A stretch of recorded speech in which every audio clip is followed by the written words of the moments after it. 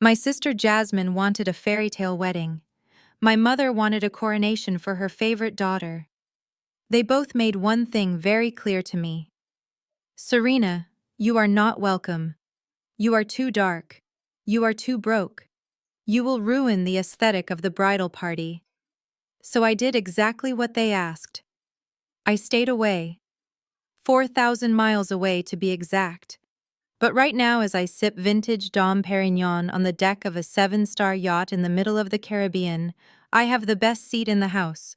Because I am watching their perfect day burn to the ground on a 4K livestream, and the 110 missed calls on my phone tell me they finally realized who actually holds the purse strings.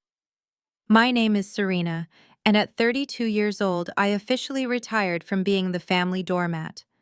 Before I tell you how I turned their humiliation into my entertainment, let me know where you are watching from in the comments. Hit like and subscribe if you have ever been the black sheep who ended up owning the whole pasture. The breeze off the coast of St. Bart's is gentle today, carrying the scent of salt and expensive sunscreen. Everything on the Evrima yacht is designed for silence. The staff moves like ghosts. The ice settles in the crystal buckets without a sound. It is paradise. But the iPad Pro propped up against the fruit platter on my teak table is screaming chaos. On the screen, my little sister Jasmine looks like a beauty queen in the middle of a breakdown. Her $12,000 Vera Wang dress is sweeping up spilled red wine from the floor of the historic venue she insisted on renting. People are running. The lights are flickering. And in the corner of the frame I can see Connor, her groom. The man my mother swore was the heir to a banking dynasty. He looks like a trapped animal sweating through a suit that I am 90% sure is a rental. My phone vibrates against the glass tabletop. It is a violent, angry buzz that disrupts the peace. I look down. The screen reads, Mother, missed call number 111. My fiancé Dante looks up from his book. He is a man of few words, a top-tier intellectual property lawyer who knows more about my net worth than my own parents do. He adjusts his sunglasses and nods at the phone. Answer it, he says calmly.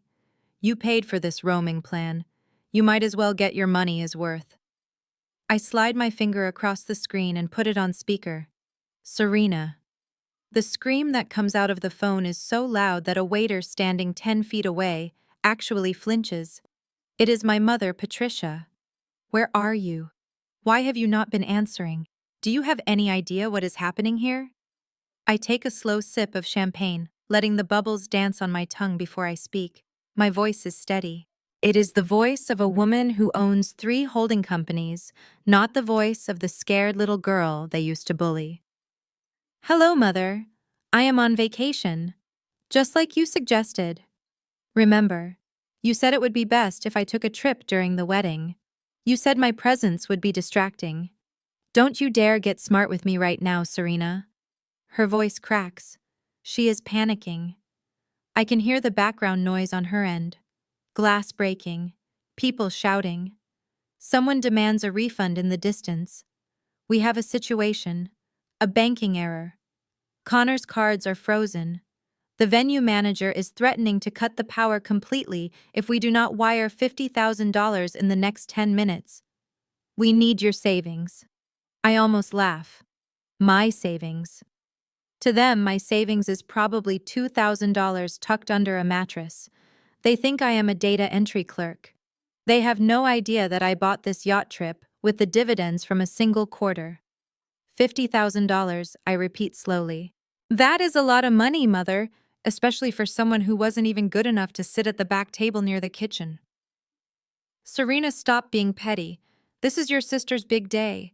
The Wentworth family is embarrassed. Connor is humiliated. Just transfer the money.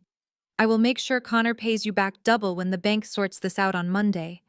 You know he is good for it. He is a Wentworth. I look at the screen. Connor is currently arguing with a waiter. He is not acting like a Wentworth. He is acting like a man who knows his check is about to bounce higher than a basketball. Mom, I say, leaning back into the plush white cushions. Do you remember 2 weeks ago? We were at dinner. I offered to help with the deposit for the flowers. just a small gesture. And Jasmine laughed. She said, and I quote, "We don't need your little pennies, Serena. We want this wedding to look high class. We don't want it to look like us." I paused, letting the memory hang in the air. She meant me, Mom. She meant she didn't want it to look black. She wanted the light skin aesthetic. She wanted the Boston Brahmin look. Well, looking at the live stream right now, it looks pretty chaotic. You ungrateful little brat. The mask slips. The desperation turns into the rage I know so well. After everything we did for you, we took you in when you failed out of law school. I didn't fail out. I dropped out to start my own firm, but I never corrected them. We let you live in the basement. And now when the family is in crisis, you are going to let your sister be humiliated over money. You are jealous. That is what this is. You are jealous because Jasmine found a high-value man and you are still single and bitter. Dante reaches over and squeezes my hand. His diamond-encrusted Patek Philippe watch catches the sunlight. He winks at me. I am not jealous, Mother. And I am not single. But that is a story for another time. Listen, I don't have $50,000 to send you. You are lying. I know you have a stash. You always were a hoarder. I don't have it for you, I correct her. And even if I did, I wouldn't send it. Because I am watching the live stream, Mom. And I think you are focusing on the wrong problem. What are you talking about? I zoom in on the iPad screen. The resolution is crystal clear. Look at the catering staff, Mom. Look at the head waiter, the tall man in the black vest near the exit. I don't care about the help, Serena. Send the money. Just look, I insist. On the screen, the head waiter is on a walkie-talkie. He isn't looking at the manager. He is looking directly at Connor. And he isn't smiling. He is signaling to two large men in suits standing by the service entrance. Mom, those aren't catering staff. Those are process servers. Or maybe debt collectors. And they are not waiting for the cake cutting. What? Connor is not having a banking error, Mom. I think your golden boy is about to be arrested. And if I were you, I would worry less about my savings account and more about why the police just pulled into the driveway. I hang up. The silence returns to the deck, sweet and heavy. But on the screen, the sound has been cut, yet the image speaks volumes. The two men in suits are moving through the crowd. Connor sees them. The color drains from his face, making him look paler than the napkins. He starts to back away towards the kitchen doors. Dante pours me another glass. "Do you think she believed you?" he asks. "She never believes me," I say, watching my sister grab Connor's arm on the screen, her face twisted in confusion. She only believes what she wants to see. But I have a feeling reality is about to crash that party harder than anyone else. The screen flickers. The camera holder, probably one of Jasmine's fake friends, is moving closer to the action. "This is it," I whisper. I settle in. The Caribbean sun is warm, but the shade coming from that wedding tent is freezing cold, and I am going to enjoy every second of it. Because what my mother doesn't know, what none of them know, is that the debt collectors aren't the only surprise guests today. I tap the screen, switching apps to my email. There is a draft folder open. Subject line: Deed of Trust Transfer. Recipient Venue Management. They think they are being kicked out because of a declined credit card. They are about to find out they are trespassing on my property. But I will let them sweat for a few more minutes. After all, the appetizers haven't even been served yet. The silence after I ended the call with my mother was heavy but sweet. It tasted like victory. I placed my phone face down on the white linen tablecloth, the screen now dark, but the chaos on the iPad was only intensifying. It is funny how memories work. Seeing my sister Jasmine hyperventilating on a screen 4,000 miles away transported me back instantly to a moment just 2 weeks ago. It was the night of the rehearsal dinner, an event I was graciously allowed to attend only because an aunt had canceled at the last minute, and they needed to fill a seat to keep the table numbers even. We were at Le Jardin, a bistro my mother adored because she thought the French name made us sound more sophisticated. Jasmine had been holding court at the head of the table, her hands suspended in the air, like she was waiting for someone to kiss a royal ring. And what a ring it was. 5 carats, cushion cut, a monster of a stone that seemed to swallow her slender finger whole. She had waved it in my face, nearly taking my eye out, and the smirk on her face was sharper than the diamond itself. "Look at it closely, Serena," she had said, her voice dripping with that fake pity she had perfected over the years. "I know you have probably never seen anything of this clarity up close. Connor went to a private jeweler in Antwerp for this. He said nothing in the States was good enough for his queen." My mother had beamed, patting Jasmine's hand. She looked at me with that familiar disappointment. "It is an investment-grade stone," Serena Mom added. "Maybe if you had applied yourself more in school instead of dropping out to do that little data entry job, you could attract a man of Connor's caliber. But we all know men like Connor want women who fit a certain aesthetic." I had said nothing. I just took a sip of my water and looked at the ring. Really looked at it. You see, when you spend your days analyzing assets and purchasing distressed luxury estates, you learn a thing or two about value. You learn to spot the difference between real wealth and a desperate attempt to look rich. A real diamond of that size has a depth to it, a cold white fire. But the stone on Jasmine's finger was throwing off rainbows. It was refracting light like a disco ball. It was too brilliant, too colorful. It was moissanite. High-quality moissanite, sure, but definitely not a diamond from Antwerp. It was a $300 stone in a $50 setting. But I didn't say a word. I just smiled the smile of a sister who knows her time will come. "You are right, Jasmine," I had said. "I could work a lifetime in data entry and never afford a ring like that." Back on the deck of the Evrima, the warm Caribbean breeze snaps me back to the present. I look at the iPad. That same ring is now clutched tightly around a microphone as Jasmine tries to scream over the murmuring crowd. But the camera has shifted. It is focused on Connor now. The groom is standing on a raised platform near the DJ booth. The visual contrast is staggering. 2 weeks ago, he was the arrogant heir bragging about his family's estate in the Hamptons. Now he looks like a man drowning on dry land. "Ladies and gentlemen," Connor's voice booms through the iPad speakers, cracking slightly on the high notes. "Please everyone remain calm. We are experiencing a minor technical difficulty with the venue's payment processor. It seems their system is down. It is a glitch on their end. I have already instructed my father to call the bank president directly to override this incompetence." He laughs, but it is a hollow sound. A sound devoid of humor. "Please help yourselves to the champagne while we sort this out. The power will be back on in moments."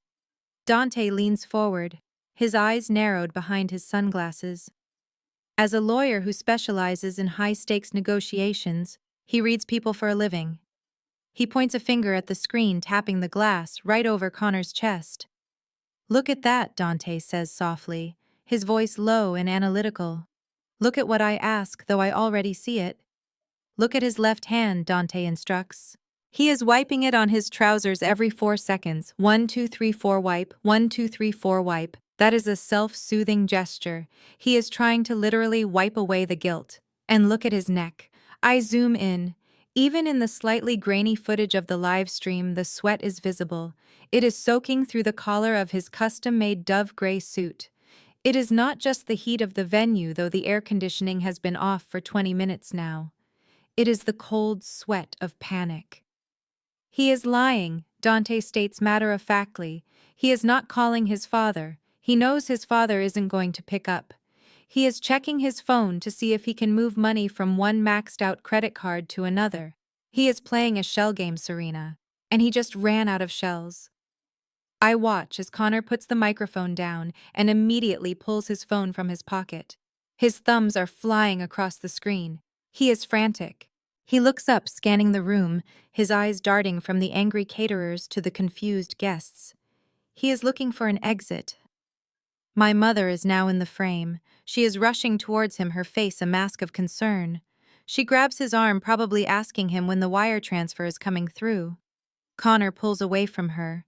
It is a subtle movement, a slight jerk of the shoulder, but it speaks volumes. The facade of the loving son-in-law is cracking. He is about to bolt, I say, taking a bite of a perfectly grilled prawn. He is realizing that he can't charm his way out of a $50,000 debt. Dante shakes his head. He won't make it to the parking lot. Look at the perimeter. I scan the edges of the video frame. The two men in suits I saw earlier haven't left. They have moved closer. They are flanking the exit like gargoyles. They aren't looking at the bride. They aren't looking at the decor.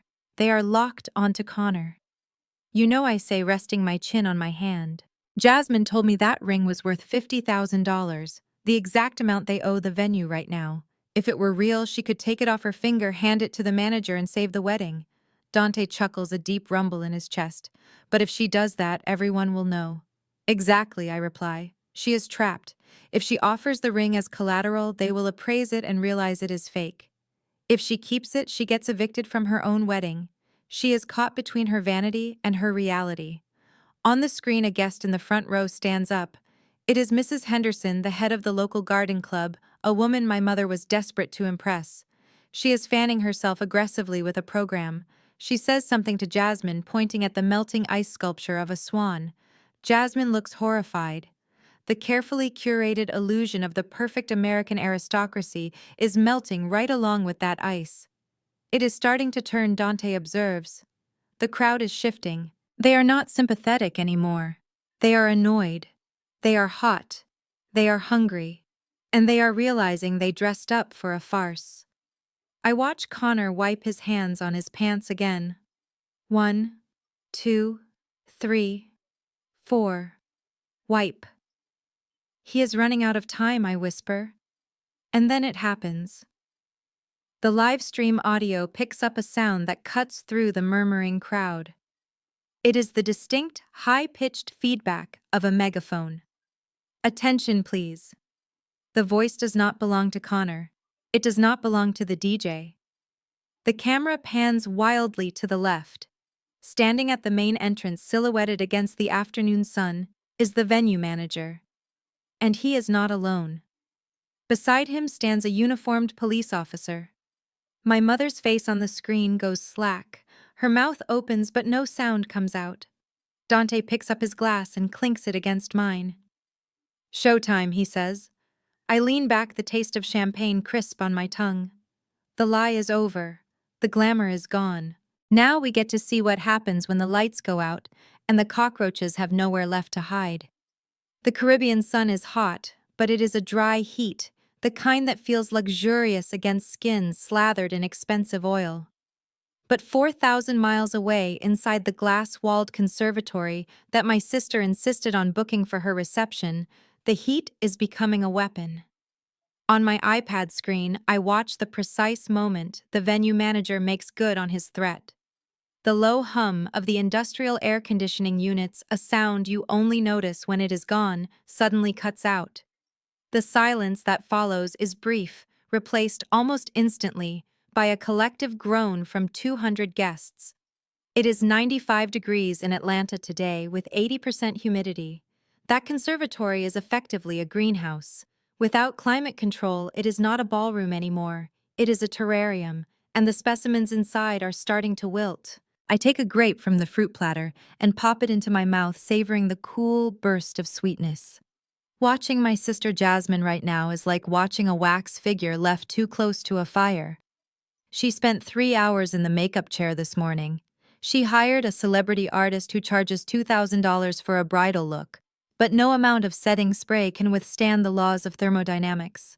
Her foundation, which was shade-matched to perfection to highlight her lighter complexion, is beginning to separate. Dark streaks of mascara are pooling in the corners of her eyes, not from tears of joy, but from the sheer physical stress of sweating in a 30-pound gown. Her hair, silk pressed and styled into an intricate updo, is starting to frizz at the edges. The humidity is reclaiming her. The carefully constructed image of the perfect, effortless princess is literally melting off her face. Dante leans over my shoulder, pointing at the screen. Look at the guests, he says. They are turning on them. He is right. The wealthy friends Connor invited, the banking associates and country club members, are not people who tolerate discomfort. They are fanning themselves aggressively with the heavy cardstock menus. Men are loosening ties. Women are dabbing their upper lips with napkins, their expressions shifting from polite confusion to open irritation. They did not sign up for a sauna. They came for free champagne and networking, and they are getting neither. But the real show is not Jasmine's melting face. It is my mother. Patricia Patton has never handled stress well. Her coping mechanism is aggression specifically directed at people she views as beneath her. On the screen, she is cornering the venue manager, a man named Mr. Henderson. I know Mr. Henderson. I know him very well, though my mother has no idea. She is waving a finger in his face, her neck veins bulging. Even without sound, her body language screams entitlement. But I turn the volume up because I want to hear every word. I want to hear the specific vocabulary of her prejudice. You are incompetent. My mother shrieks, her voice echoing off the glass walls. Do you have any idea who we are? Do you know who my son-in-law is? We are paying you thousands of dollars to provide a service, and you are treating us like animals. Turn the air conditioning back on right now, or I will have your job. I will sue this entire facility into bankruptcy. Mr. Henderson stands his ground. He is a tall man dignified with patience that I honestly admire. He clasps his hands behind his back and speaks calmly, though I can see the tightness in his jaw. Mrs. Patton, he says, his voice steady. As I explain to the groom, the contract clearly states that all balances must be settled prior to the start of the event. We provided a grace period of 2 hours. That grace period has expired. The cooling system along with the catering service is suspended until payment is rendered in full. My mother laughs a shrill, ugly sound. Payment? You think we don't have the money? We are the Pattons. My son-in-law is a Wentworth. You are just a hired hand. You are probably doing this because you are jealous. You people always try to ruin things for us when we succeed. There it is. You people. The coded language she loves to use when she feels threatened by someone she considers a servant. She is insulting the man holding the power switch, thinking her imagined status will intimidate him. She has spent her whole life believing that being light-skinned and marrying a man with a steady job made her aristocracy. She forgot that in the real world, cash is king, and right now she is a pauper. I pick up my second phone. This is my secure line, the one I use for business dealings that require discretion. I scroll through my contacts and find the number saved under M. Henderson. Dante raises an eyebrow. You are calling him? He asks. I nod. He needs to know he has support. I press the call button. On the live stream, I see Mr. Henderson reach into his pocket. He looks at the screen, frowns slightly, and then answers. He brings the phone to his ear, turning away from my mother's screaming face. This is Henderson, he says, sounding exhausted. Hello, Marcus, I say softly. It is Serena, the silent partner. On the screen, I see his posture straighten. He looks around the room confused. Ms. Jones, he says, using my business name. I did not expect to hear from you. We are having a bit of a situation here. The client is refusing to pay and becoming abusive. I know, Marcus. I am watching. You are watching. I am looking at the live stream, I explain. Listen to me carefully. The woman screaming at you is my mother.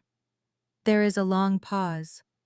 On the screen, I see him glance back at Patricia, who is now physically grabbing his sleeve. He looks terrified that he has offended the owner. Ms. Jones. I am so sorry, I didn't know. Don't apologize, I cut him off. And do not turn that air conditioning back on. I beg your pardon. You heard me. My mother is a woman who responds only to consequences. If you give in now, if you turn the power back on because she bullied you, you will never see that money. Connor does not have it.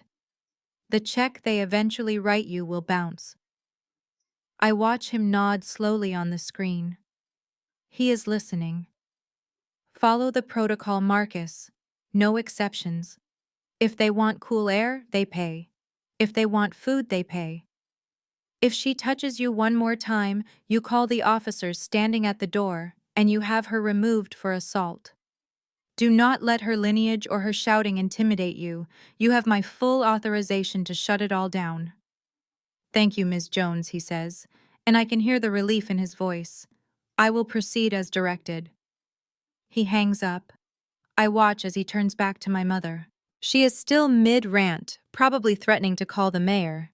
Mr. Henderson simply steps back, brushes off the sleeve of his jacket where she grabbed him and signals to his staff. The lights in the hallway flicker and die. The emergency exit signs glow an eerie green. The backup generator is only running the bare minimum now. The music stops completely. The silence is heavy, broken only by the sound of my sister sobbing and my mother gasping for air in the stifling heat. Dante kisses my forehead. "That was cold," he says, admiringly. "No," I reply, watching sweat drip down my mother's furious red face. "That was business. And business is just heating up. The guests are standing up now. The murmurs are turning into shouts. Someone throws a napkin on the floor. The rebellion has begun." And I sit back enjoying the cool ocean breeze, waiting for the moment they realize that the heat is the least of their problems. Because the police officers at the door just received a radio call, and they are starting to walk toward the head table. The difference between a 7-star experience and a disaster usually comes down to one thing: logistics. On the deck of the Avrima, logistics are invisible. My private chef, a quiet man named Henri, places a plate in front of me. On it sits 4 ounces of A5 Japanese Wagyu beef, seared to a perfect medium rare. The marble score is a 12, the highest possible grade. It glistens under the Caribbean sun, smelling of rosemary and truffle butter. Beside me, Dante is cutting into his own steak, the knife sliding through the meat as if it were softened butter. We are eating the best food in the world, surrounded by an endless blue ocean. 4,000 miles away, the 200 guests at my sister Jasmine's wedding are realizing that the miniature crab cakes they ate 2 hours ago were not just the appetizer. They were the entire meal. I wipe the corner of my mouth with a linen napkin and tap the screen of my iPad. The camera angle has shifted again. We are no longer in the ballroom. The cameraman, bless his messy heart, has followed the bride out through the service doors and into the loading dock area. This is where the real drama is happening. The loading dock is a concrete oven. Without the shade of the conservatory, the afternoon sun is brutal. Parked right there, tantalizingly close, are 2 large refrigerated trucks from the Golden Palette, the premier catering company in the city. The engines are humming, keeping the filet mignon and lobster tails chilled, while the guests inside are slowly roasting in their own hunger. Standing between the trucks and the venue doors is the head chef. I recognize him. That is Chef Marcus. He is a large man, a culinary artist who does not suffer fools, and right now he looks like a stone wall in a chef's coat. His arms are crossed over his chest and he is shaking his head slowly. Jasmine is screaming. It is a primal sound stripped of all the fake elegance she tried to project earlier. Her dress, the bottom hem now gray with dust from the loading dock floor, is bunched up in her hands. "Open the trucks," she screeches, pointing a manicured finger at his face. "My guests are starving. We have a contract. You are ruining my reception." Chef Marcus does not flinch. He does not raise his voice. He simply speaks the truth loud enough for the camera to pick up. "We have a contract that stipulates payment upon arrival," he says calmly. "My drivers have been sitting here for 90 minutes, the food is prepped, the plating team is ready. But until I see a confirmation number from my bank, those doors stay locked. I run a business, ma'am, not a soup kitchen. How dare you?" Jasmine yells, stomping her foot like a toddler. "Do you know who my husband is? He is a Wentworth. His father owns half the city. You will never work in this town again. I will bury you on social media. Do what you have to do." Marcus replies, turning to check his watch. "But you have 15 minutes before food safety regulations require me to discard the seafood. Once that lobster hits the danger zone temperature, I am legally required to throw it in the trash." The clock is ticking. Jasmine gasps. The threat of losing the lobster, the symbol of the wealth she is pretending to have, pushes her over the edge. She fumbles for her phone, her hands shaking so badly she almost drops it. "Fine," she spits out. "You want to play hardball? Let us see how you like being famous." She opens Instagram and starts a live stream on her own account. I switch tabs on my iPad instantly. I want to see this from her perspective. I want to see exactly how she frames her own destruction. Her face fills the screen. It is a disaster. The heat has destroyed her makeup. Her eyeliner is running down her cheeks in dark rivulets. Her hair is matted to her forehead with sweat, but she puts on that fake influencer smile, the one that never reaches her eyes. "Hi guys," she says, her voice trembling with manufactured outrage. "I am so sorry to bring this negativity to your timeline on my special day, but I need your help. The Golden Palette Catering Company is literally holding my wedding hostage. They are refusing to feed my guests because of a tiny banking error. Look at this man." She flips the camera to show Chef Marcus, who is just standing there looking bored. He is refusing to serve food to children and elderly people, Jasmine narrates, trying to sound like a victim. "Please tag them. Spam their comments. Let them know that we do not support businesses that ruin dreams." Wedding nightmare. Boycott Golden Palette. She turns the camera back to herself, squeezing out a single dramatic tear. "I just wanted everything to be perfect," she whimpers. "And he is being so mean to me."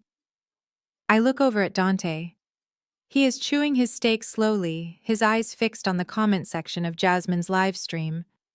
"Is she reading the room?" Dante asks. "No," I reply, scrolling through the flood of messages appearing on the side of the screen. "She thinks she is the hero of this story. She thinks because she is light-skinned and pretty and crying, the internet will rally to save her. She forgot one thing." "What is that?" "The internet hates a liar," I say. "And the internet definitely hates people who mistreat service workers." I start reading the comments out loud. User Shelly writes, "Girl, wipe your face. You look like a raccoon. If the card declined, just say that." User Mic Drop says, "I drive a truck. We don't unlock the back until the check clears. That is standard procedure." "Why are you yelling at a working man because your husband is broke?" User Real Talk, Adel comments. "Wait, isn't that a rental suit on the groom? I saw that same gray suit at Men's Warehouse last week. Stop trying to flex if you can't pay the chef." Team Chef Marcus all day. The comments are flying by faster than I can read them. They are brutal. They are dissecting everything: her hair, her dress, her attitude, the background of the loading dock. "Someone noticed the timeline," I say, pointing to a comment from a user named Truthseeker. They wrote, "You have been live for 5 minutes and you haven't shown a single receipt. If it is a banking error, show the transaction pending. Why are you asking us to bully a small business when you are the one who didn't pay?" On the screen, Jasmine is reading the comments too. Her expression shifts from smug satisfaction to horror. She expected an army of supporters. Instead, she got a reality check. "What is wrong with you people?" she yells at her phone, breaking character. "Why are you attacking me? I am the bride. I am the victim here." "Jasmine, sweetheart," I whisper to the screen. "You are not the victim. You are the villain. And you just broadcast your villainy to 12,000 people." Chef Marcus steps forward. He checks his watch again. 10 minutes, he announces loudly. 10 minutes, and the lobster goes in the dumpster. I suggest you go find a checkbook or maybe order some pizzas, though I doubt Domino's takes IOUs. Jasmine screams again, a sound of pure frustration, and ends the live stream. But the damage is done. The internet never forgets. Someone has already screen recorded it. By tomorrow morning, she will be a meme. I cut another piece of Wagyu beef. It melts in my mouth, rich and savory. The contrast is delicious. My sister is standing in a dirty loading dock, sweating through her designer gown, being roasted by strangers on the internet while her guests starve. And I am here floating on the Caribbean Sea, enjoying the finest meal of my life. "You know," Dante says, wiping his mouth, "I almost feel bad for the guests. They didn't do anything wrong. They enabled her," I reply, taking a sip of red wine. "They fed her ego for years. They told her she was better than me because of her skin tone. They told her she deserved the world just for existing. Now they are getting a front row seat to the truth. Hunger has a way of clarifying things." I look back at the venue camera. Jasmine is walking back inside, defeated. She has to face those 200 hungry people empty-handed. She has to look her husband in the eye and realize he is powerless. And the best part is she still doesn't know who actually owns the building she is standing in. She thinks the chef is her enemy. She has no idea that the real boss is watching from a yacht, and I haven't even played my best card yet. More wine, I ask Dante. Please, he says. I have a feeling the speeches are going to be incredibly dry, so we should stay hydrated. You know the old saying about rats fleeing a sinking ship?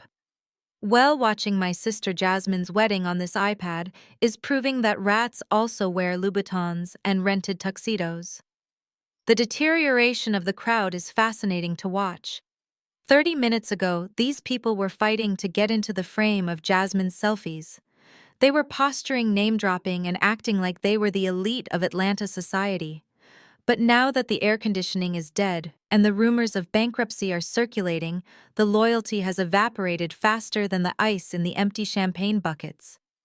Dante pours me another glass of Pinot Noir and points at the screen. Look at table 5, he says.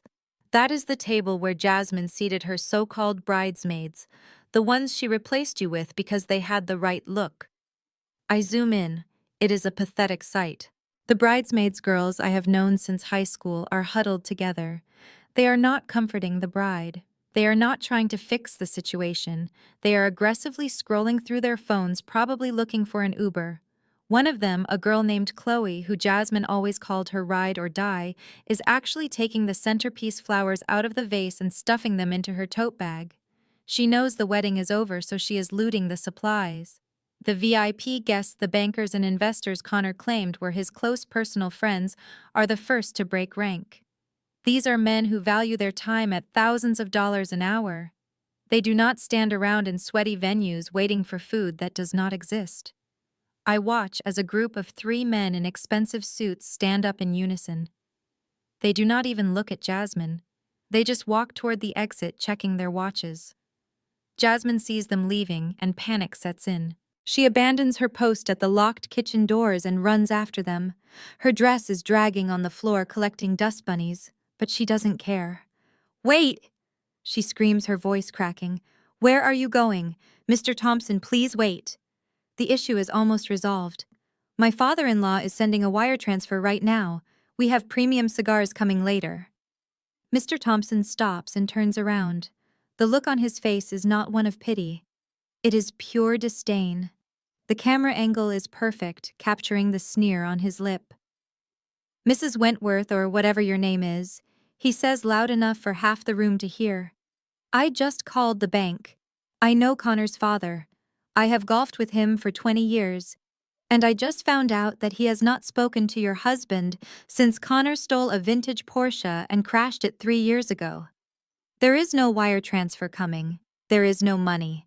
And quite frankly, this entire afternoon has been a waste of my afternoon."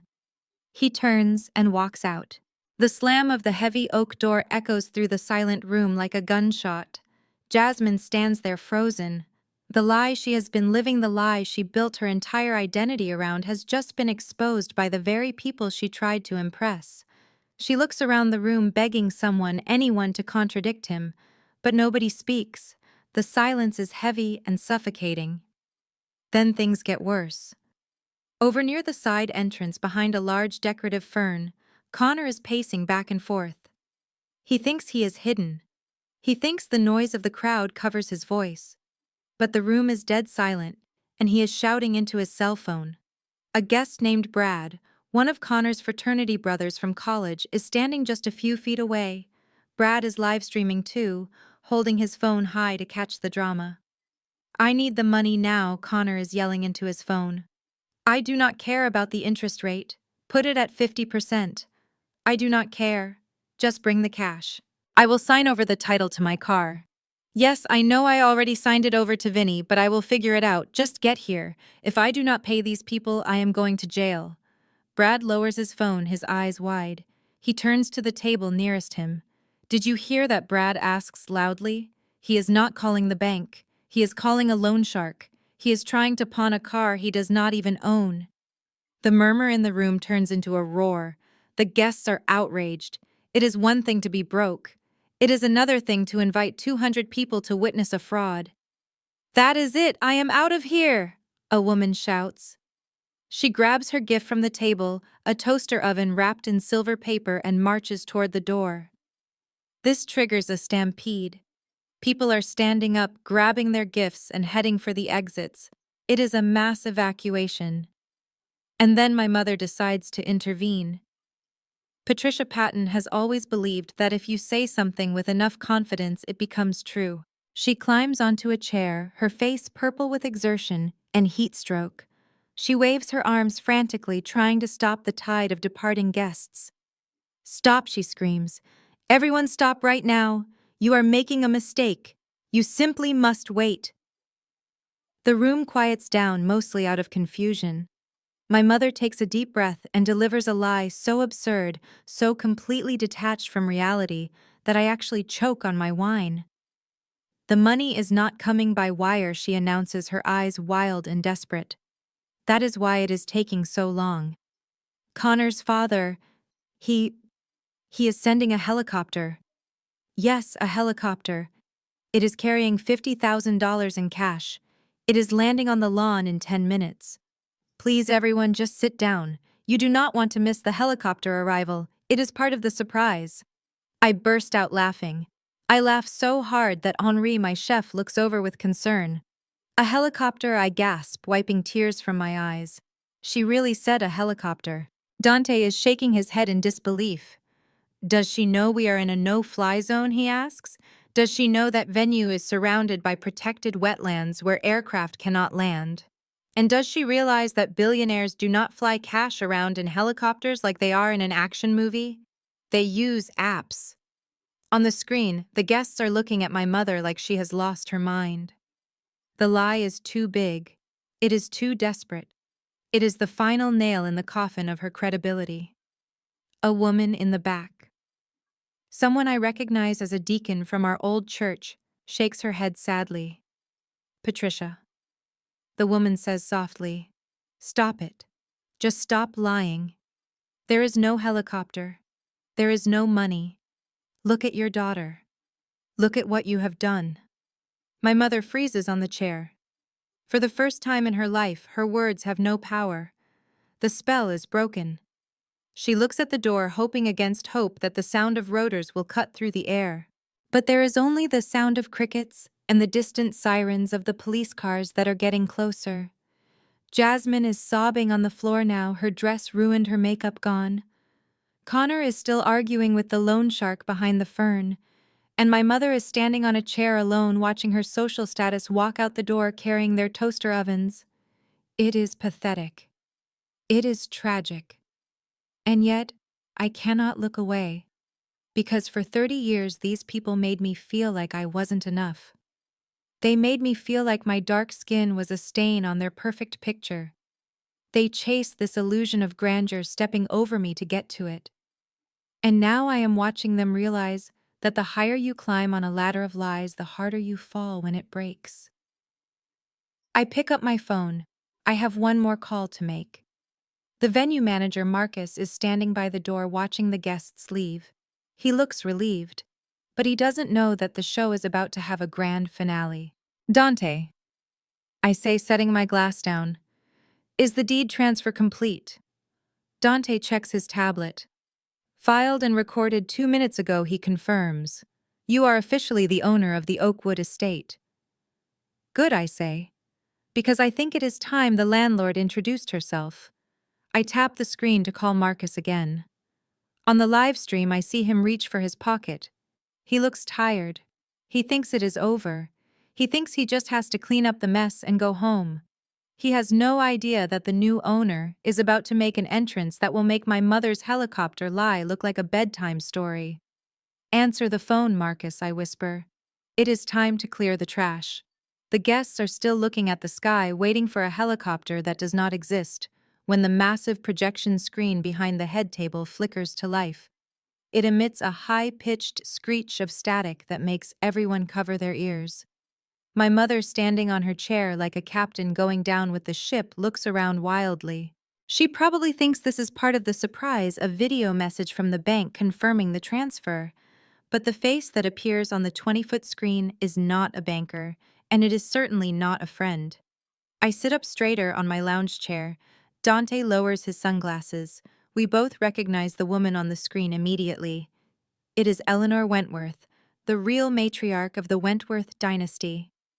If my mother is a caricature of new money desperation, Eleanor Wentworth is the terrifying reality of old money power. She is sitting in what looks like a library surrounded by mahogany bookshelves that probably cost more than Jasmine's entire wedding budget. She is wearing a simple strand of pearls and a navy blue blazer. Her hair is silver, immaculate, and stiff. She is not sweating. She is not screaming. She is staring into the camera lens with eyes that look like chips of flint. Beside her sits a man in a pinstripe suit holding a leather folder. The room in Atlanta goes deathly silent. The kind of silence where you can hear a heart break. Connor, who had been arguing with the loan shark in the corner, freezes. He looks at the screen and his knees actually buckle. He has to grab the edge of the fern pot to keep from collapsing. "Mother," he whispers. The microphone on the podium picks it up. It sounds like a plea from a man on death row. Eleanor does not smile. She does not say hello. She does not congratulate the happy couple. She leans forward slightly, and her voice, amplified by the speakers, is crisp, cold, and utterly devoid of warmth. "Connor," she says, "I received a notification from our family attorney regarding an attempted wire transfer of $50,000 using the Wentworth Family Trust Authorization Code." Jasmine, seeing an opening, rushes forward. She pushes her way through the confused crowd, her ruined dress trailing behind her. She thinks this is it. She thinks the cavalry has arrived. She looks at the screen with tears in her eyes, putting on her best daughter-in-law performance. "Oh, Mother Wentworth." Jasmine sobs, reaching out as if she can hug the projection screen. "Thank goodness you are here. It has been a nightmare. These people are treating us like criminals. Please tell them who we are. Tell them to turn the lights back on." Connor was just explaining that it is a banking error. Eleanor shifts her gaze. On the screen, it looks like she is looking down from a great height at a particularly annoying insect. "Who is this woman?" Eleanor asks. She does not ask it with curiosity, she asks it with disgust. Jasmine blinks, confused. The makeup running down her face makes her look like a tragic clown. "It is me, Jasmine, your daughter-in-law. We met at the engagement party. Well, we FaceTimed, remember? Connor said you were too busy with the gala to come today, but I knew you would not miss this." Eleanor turns to the man beside her. "Mr. Sterling, please proceed." The lawyer opens the leather folder. He does not look up. He reads from a document with the monotone delivery of an executioner. "For the record, the Wentworth family has no affiliation with this event. The authorization code used by Mr. Connor Wentworth was revoked 5 years ago. Any attempt to use the family name to secure credit, goods, or services is a violation of the restraining order filed in the Superior Court of Massachusetts." Restraining order. The words hang in the hot, humid air of the conservatory. My mother climbs down from her chair. She looks like she has been slapped. "Restraining order," she repeats. "What do you mean?" "Connor is your son. He is the heir to the Wentworth fortune. He manages the foundation." Eleanor laughs. It is a dry, short sound. "Connor has not managed anything but his own addiction since he was 22 years old," Eleanor says. Her voice is calm, which makes it even more terrifying. "We cut him off the day he stole his grandmother's silver to pay a gambling debt in Las Vegas. He is not an heir. He is a liability." Jasmine shakes her head frantically. She grabs Connor's arm, digging her nails into his rental suit. "Tell them, Connor. Tell them they are lying. You told me you run the East Coast Division. You told me the trust fund unlocks when you turn 30. You showed me the bank statements." Connor looks at the floor. He cannot speak. He is shaking so hard that the fern next to him is vibrating. Eleanor answers for him. "Those bank statements were forged, young lady, just like the check he tried to write to the catering company today. Connor has no access to Wentworth Capital. He has no trust fund. He has an allowance of $2,000 a month provided he stays in a rehabilitation program. A program he clearly left to play dress-up with you people. You people. There it is again. But coming from Eleanor Wentworth, it carries the weight of centuries of exclusion. She looks at Jasmine, then at my mother, and finally at the guests who are still clutching their toaster ovens. I do not know what lies my son told you to get you into that white dress, Eleanor says to Jasmine. But let me be clear. You have not married into a dynasty. You have married a pauper with a gambling problem and a criminal record for fraud. Do not expect a penny from us. Do not call us. And if you attempt to use our surname to solicit money again, Mr. Sterling will have you both arrested for identity theft by dinner time. But the helicopter, my mother stammers. The cash. Eleanor looks at my mother with genuine pity. Madam, if I were going to send a helicopter, it would be to evacuate my son to a mental health facility, not to pay for a party I did not approve of. Connor finally speaks. His voice is a broken croak. Mom, please. These people, they are going to hurt me. I owe money to the wrong people. Then you should have thought about that before you pretended to be a big shot, Eleanor says. Good luck, Connor. You are on your own. The screen goes black. The silence that follows is absolute. It is heavier than the heat. It is heavier than the humidity. It is the crushing weight of truth. I watch from the deck of my yacht mesmerized. The breakdown is complete. The foundation of lies my family built this entire event on has just been demolished by a 60-year-old woman in a library 4 states away. Jasmine lets go of Connor's arm like he is on fire. She steps back, looking at him with horror. Not because she loves him and is heartbroken by his betrayal, but because she realizes the investment she made is worthless. She looks at the fake ring on her finger. She looks at the rental suit. She looks at the man she thought was her ticket to a life of leisure. You are broke, Jasmine whispers. The camera picks it up perfectly. You are actually broke. Connor looks up, sweat dripping from his nose. Babe, I can explain. I have a system. I just need a little capital to get back on top. My mother lets out a scream that sounds like a wounded animal. She rushes forward not to hug her daughter, but to attack Connor.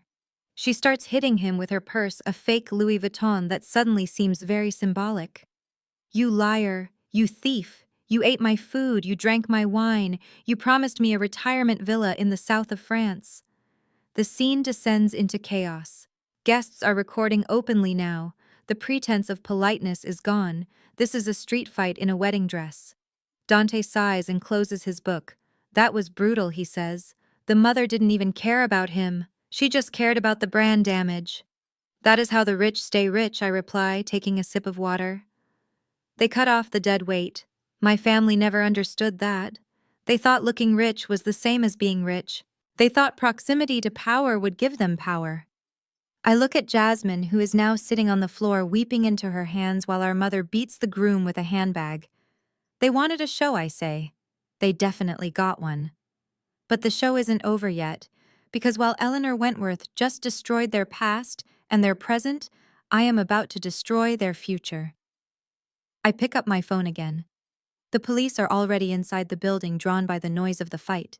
It is time for the final act. I look at the time. It is almost sunset. The perfect lighting for an eviction. Ready for the grand finale, I ask Dante.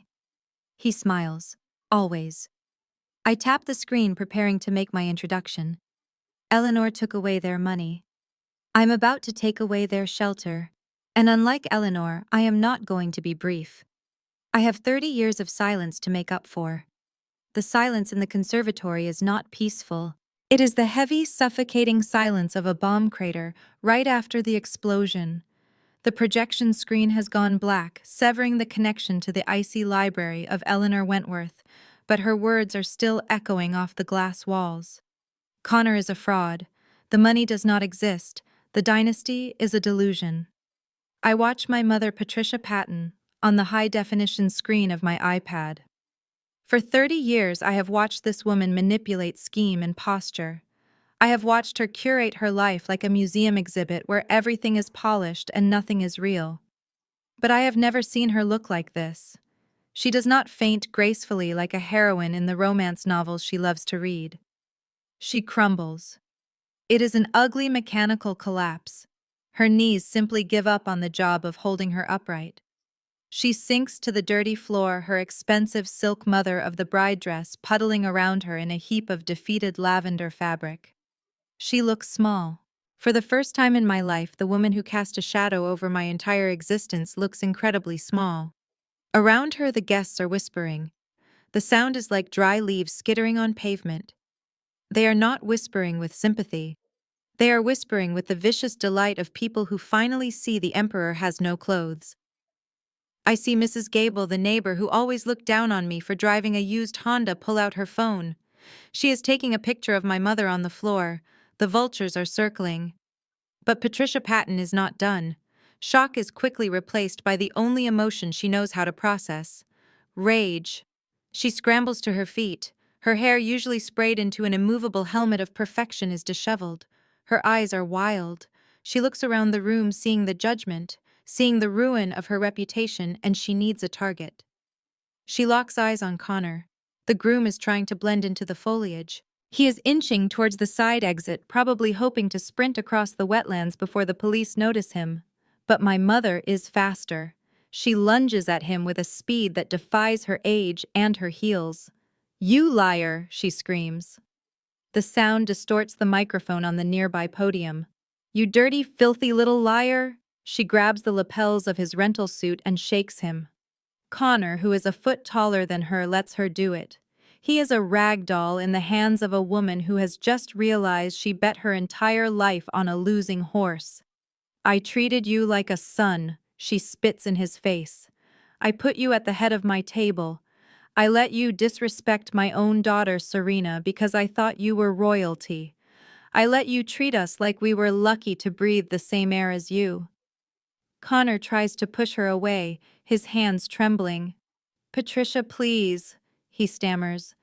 "It is a misunderstanding. My mother is just angry. I can fix this. I just need time." "Time," she shrieks. "You need time. I gave you everything." Everything. And then the confession starts pouring out of her. It is a torrent of financial secrets that she has kept hidden for months. Secrets that explain why she was so desperate for that $50,000 earlier. "I liquidated your father's 401k for you," she yells, shoving him against the fake plaster pillar. "I forged Elijah's signature to cash out his pension because you said you needed liquidity for the merger. You said you would triple it in a month." My father, who has been sitting quietly in the back this whole time, stands up. His face goes gray. He walks slowly toward the commotion, his hands shaking. He worked for 40 years at the post office for that pension. He sorted mail in rain and snow to build that safety net. And now he is hearing that his wife stole it to give to a man who just got disowned via projector screen. But my mother is not finished. She is hysterical now. She is listing her sacrifices like items on a receipt. "I took a second mortgage on the house," she cries. "I maxed out the credit cards. I borrowed money from the church fund. I watched from the deck of the yacht, shaking my head. It is worse than I thought. They are not just broke. They are destitute. She has burned everything to the ground to build a throne for Jasmine, and the throne is made of cardboard." But then she says something that makes my blood run cold. The world around me stops. The sound of the ocean fades. The warmth of the sun vanishes. "I sold the jewelry," she screams, clawing at Connor's chest. "I went into the safety deposit box and I sold it all. The diamond tennis bracelet, the sapphire pendant, and the emeralds. I sold Mother's emeralds to that pawn shop on Decatur Street because you said you needed seed money for the crypto investment." I freeze. The glass of wine in my hand snaps. The stem breaks between my fingers, sending red wine spilling over my white linen trousers like a fresh wound. Dante looks over, alarmed. "Serena," he says, "you are bleeding. I don't feel the cut on my hand. I only hear the words echoing in my head. Mother's emeralds. My grandmother. Big Mama was the only person in that family who saw me. She was the only one who didn't care about my skin tone or my lack of social climbing ambition. When she passed away, her will was mysterious. The jewelry was supposed to be divided, but my mother always told me that the emerald set, the vintage Art Deco necklace and earrings that Big Mama wore on her wedding day, had been lost.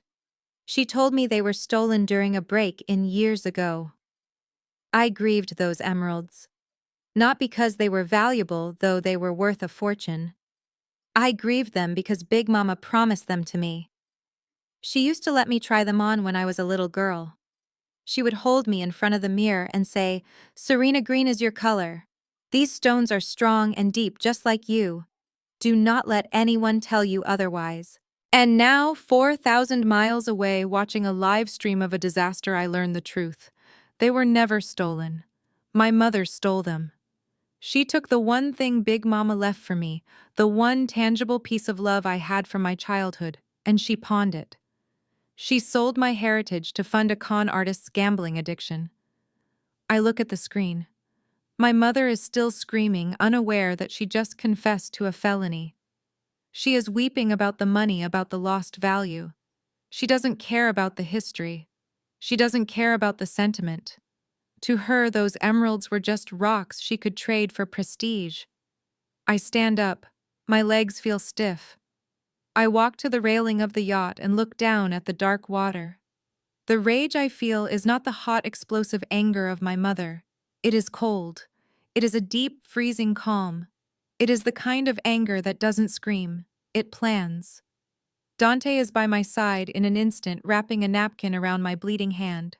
"Is that the set you told me about?" he asks quietly. "The one your grandmother promised you?" "Yes," I whisper. "She gave it to a pawn shop. She gave Big Mama's legacy to a guy named Connor, who probably spent it on blackjack and bottle service."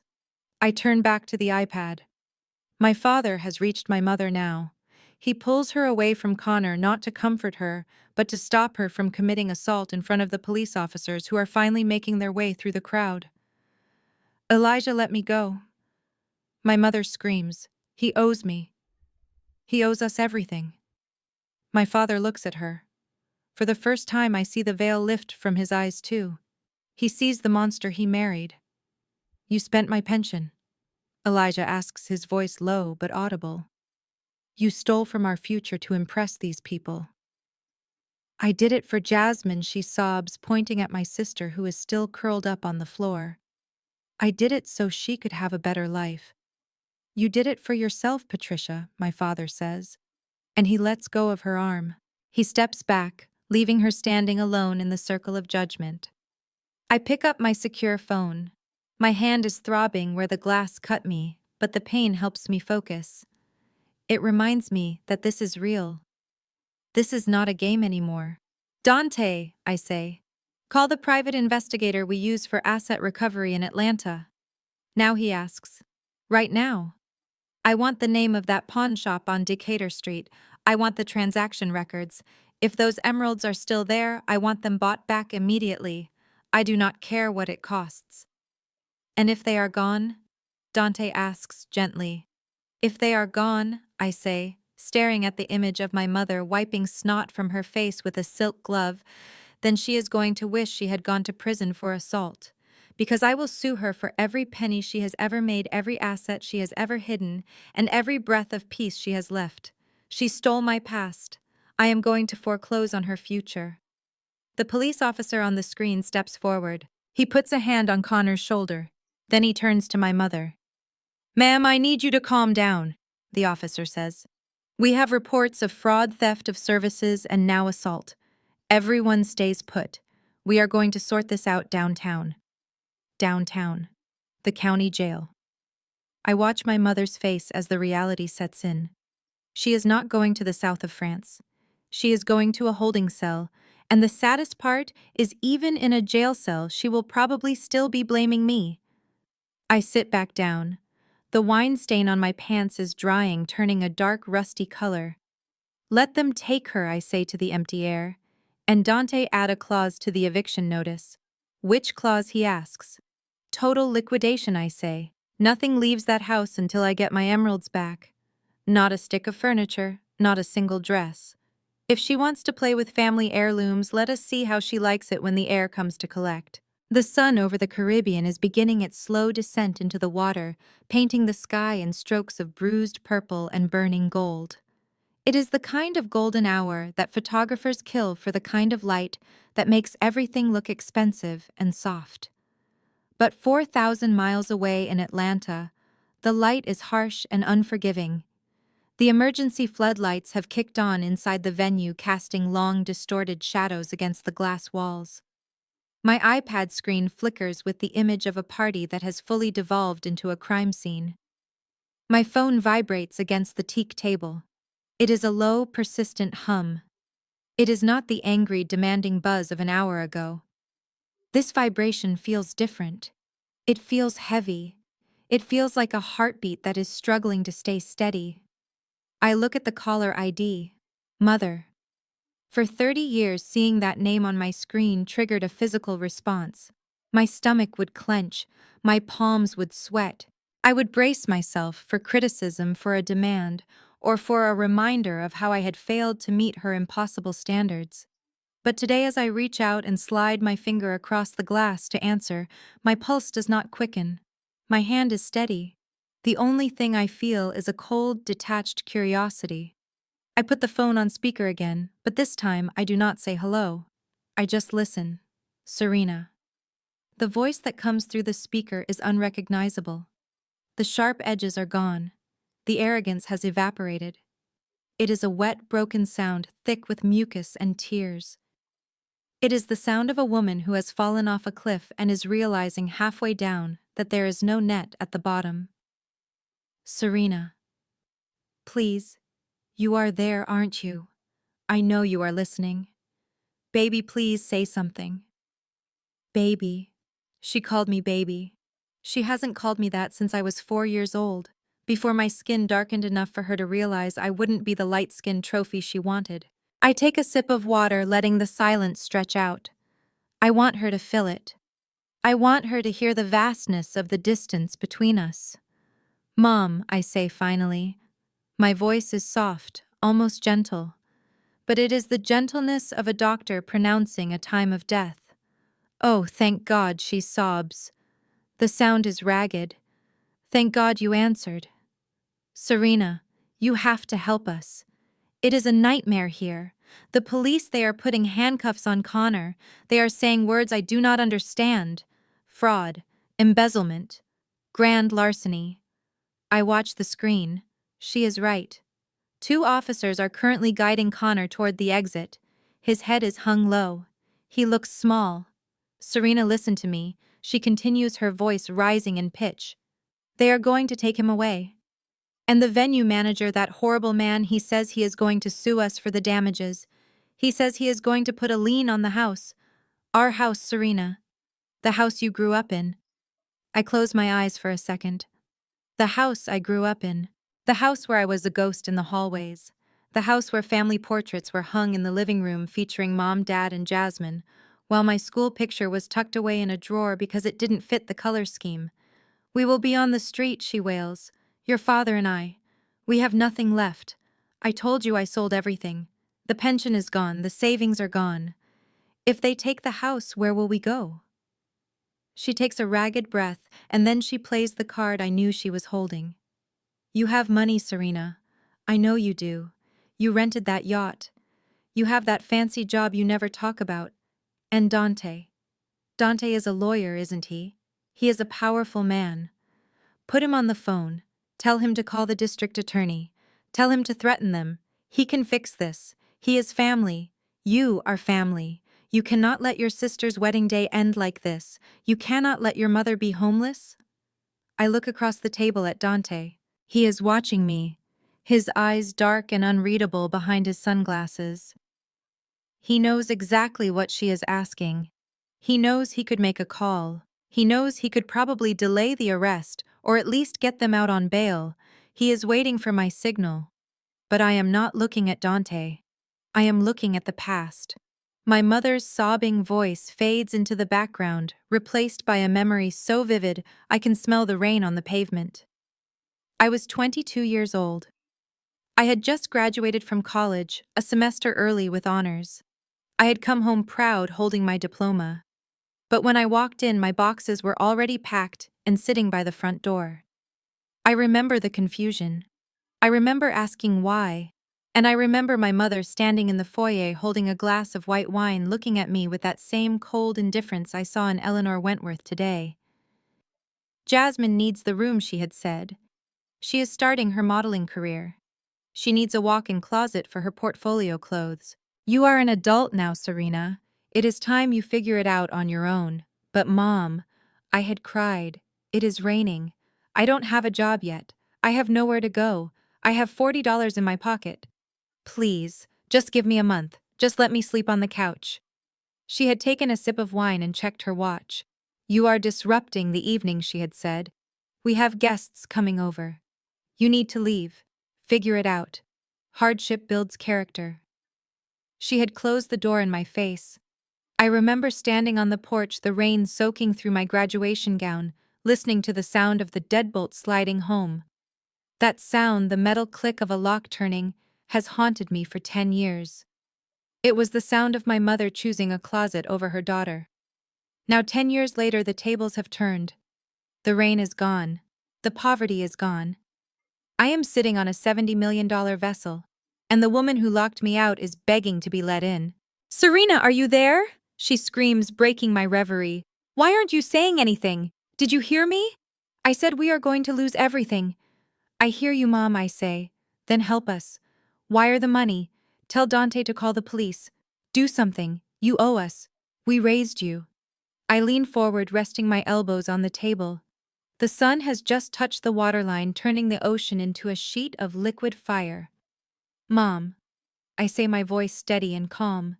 Do you remember the night you kicked me out? Do you remember what you told me when I asked where I was supposed to sleep? There is silence on the other end. Heavy, suffocating silence. She remembers. I know she remembers. You told me to figure it out, I remind her. You told me that hardship builds character. Well, Mom, I think you are about to build a lot of character. Serena, no, she whispers. I am not going to call Dante, I say, and I am certainly not going to wire you money.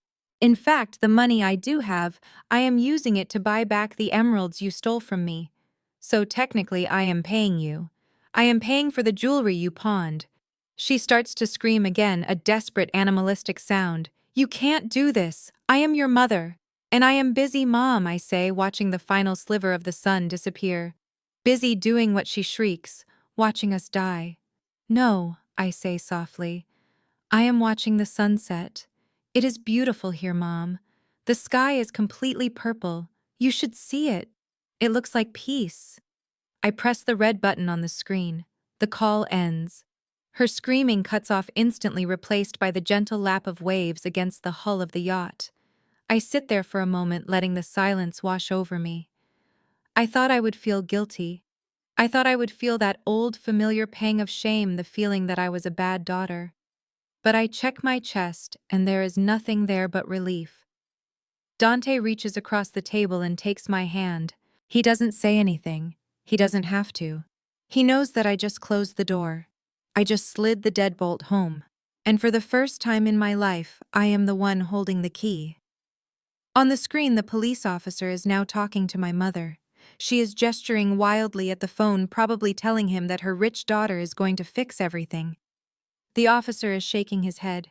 He pulls a pair of handcuffs from his belt. It is time to wrap this up, Dante says softly. Not yet, I reply, picking up my glass. The sun has set, but the show isn't over. They are being evicted from the venue, but they still think they have a home to go back to. They still think they own that house on Peachtree Lane. I look at the email on my tablet. The foreclosure notice I bought from the bank 3 weeks ago is signed, sealed, and ready to be delivered. She wanted to know where she was going to go, I whisper to myself. She is about to find out that character building can be a very cold experience. I signal to Henri for another bottle. The night is young, and the darkness is just beginning to fall on the Patton family legacy. The flashing blue lights of the police cruisers are reflecting off the glass walls of the conservatory. It creates a strobe effect that makes the entire wedding look like a cheap disco from the 1970s. From my vantage point on the yacht, with the Caribbean breeze gently rustling the linen tablecloths, The chaos in Atlanta looks almost choreographed. The police officers do not storm in with guns drawn. They do not kick down the doors. They simply walk through the open entrance with the heavy, confident stride of men who know exactly who they are looking for and know that he has nowhere to run. My mother is still sobbing near the podium, but she goes silent as the officers approach. She probably thinks in her delusional state that Dante called them. She probably thinks this is the rescue team come to intimidate the venue manager into turning the lights back on. She straightens her dress, wipes her face, and prepares to play the role of the aggrieved matriarch. Officer, she begins stepping into their path. Thank goodness you are here. This man, the manager, is holding us hostage. He has turned off the electricity. He is endangering the health of my guests. The lead officer, a large man with a buzz cut and a face that has seen too many lies to be moved by tears, gently moves her aside. He does not even look at the venue manager. He walks straight past my mother, past the ruined cake, and walks directly up to Connor. Connor is standing by the fern, shaking. He looks like he is vibrating. When the officer stops in front of him, Connor tries to smile. It is a ghastly expression, a baring of teeth that looks more like a grimace of pain. Mr. Connor Wentworth, the officer asks. Though we all know he is not asking. He is confirming a target. Connor clears his throat. His voice is an octave higher than usual. There has been a mistake, officer. My cards got flagged for fraud because of a travel notification. I am actually on the phone with my banker right now. The officer sighs. He reaches for his belt. Put the phone down, sir. We are not here about a declined transaction today. Well, not exactly. You see, when you attempted to swipe that American Express card 5 times in the last hour, you triggered a silent alert in the national banking system. It pinged your location to a very old, very active warrant out of Savannah. A warrant, Connor squeaks. Outstanding bench warrant for felony check fraud, the officer recites from memory. Passing bad checks, identity theft, and dodging a court appearance 3 years ago. You have been a hard man to find, Connor. Moving around, changing addresses, pretending to be a Wentworth. But greed always trips you up. If you had just admitted you were broke, you might have slipped away. But you just had to keep swiping that card. The officer pulls out a pair of handcuffs. The metal glints under the emergency floodlights. Turn around and place your hands behind your back. The reality of the situation hits the room like a physical blow. This is not a misunderstanding. This is not a civil dispute about a bill. This is a felony arrest in the middle of a wedding reception. And that is when the love story ends. I have seen marriages fall apart before. As an investor in distressed assets, I often buy houses from divorcing couples. I know the look of resentment, but I have never seen a relationship disintegrate as quickly as this one. The moment the cold steel of the handcuffs touches Connor's wrists, he stops being the loving groom. He becomes a cornered rat. He spins around not to run but to point a finger at Jasmine. She knew Connor's screams. His face is red, his eyes bulging. Officer, she is my accomplice. You have to arrest her too. The room gasps. Even I, sitting safely on my yacht, feel the shock of the betrayal. Jasmine freezes. She is standing 10 feet away, holding her bouquet like a weapon. What did you say? She whispers. She knew I was broke. Connor yells, twisting his body so he can look at the officer. She knew I didn't have the money for this wedding. I told her last month. I told her we should go to the courthouse. I told her I was drowning in debt. But she wouldn't listen. She threatened me. He is improvising now, desperate to spread the blame, desperate to drag anyone down with him, to soften the fall. She said she would leave me if I didn't give her this wedding. Connor continues, spitting the words out. She said she needed the photos for her Instagram. She said she didn't care how I got the money, just get it. She is the one who told me to use the Wentworth name. She said nobody checks credentials anymore. She is the mastermind officer. I was just doing what my wife wanted. It is a lie. I know it is a lie. Jasmine is shallow, yes. She is vain, absolutely. But she is not a criminal mastermind. She is too self-absorbed to plan a heist. She truly believed the fantasy because she wanted it to be true. But seeing her husband, the man she vowed to love 5 hours ago, try to send her to prison to save his own skin, breaks something inside her. "You dirty liar," Jasmine shrieks. She throws the bouquet at him. It hits him in the chest, white roses scattering across the dirty floor. "I didn't know anything."